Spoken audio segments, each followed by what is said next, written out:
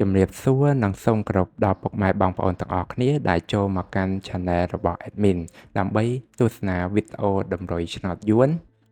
សម្រាប់ថ្ងៃទី2ខែ4ឆ្នាំ2025សម្រាប់វេលាម៉ោង4កន្លះនិងម៉ោង6កន្លះ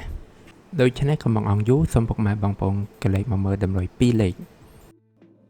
តម្រុយ2លេខ Admin គឺមានលេខ02 08 17 18សម្រាប់ប៉ោះ ABCD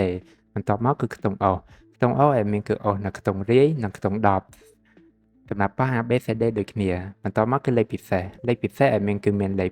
932គុណ122គុណនិង451គុណដែលលេខទាំងអស់នេះសុទ្ធសឹងតែជាលេខដែលមានសង្ឃឹមថានឹងចេញខ្ពស់សម្រាប់ថ្ងៃនេះអរគុណពុកម៉ែបងប្អូនទាំងអស់គ្នាដែលបានទស្សនាវីដេអូនេះពីដើមរហូតដល់ចប់ក៏ជូនពរពុកម៉ែបងប្អូនទាំងអស់គ្នាធ្វើការសងសំណាននៅថ្ងៃថ្មីទទួលបាននូវការហេងឆ្នះចំទាំងអស់គ្នា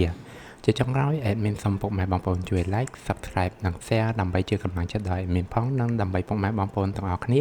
ទទួលបាននូវវីដេអូថ្មីបានឆាប់រហ័សផងដែរដូច្នេះ Admin សូមជម្រាបលានិងជួបគ្នានៅវីដេអូក្រោយ